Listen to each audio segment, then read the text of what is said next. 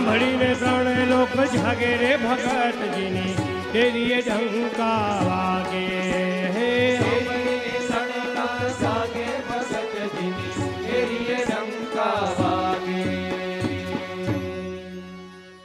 ભગતજી મહારાજે પ્રવર્તાવેલા અક્ષરબ્રહ્મના મહિમાનું વિશ્વભરમાં પ્રવર્તન કરવા માટે, વેદોમાં ગ્રથિત અક્ષર પુરુષોત્તમ સિદ્ધાંતને ઉજાગર કરવા માટે અને ભગવાન સ્વામિનારાયણના રદગત અભિપ્રાયને મૂર્તિમાન કરવાના ભગીરથ કાર્ય કરવા માટે અવતર્યા ભગવાન સ્વામિનારાયણના ત્રીજા અનુગામી બ્રહ્મ સ્વરૂપ શાસ્ત્રીજી મહારાજ.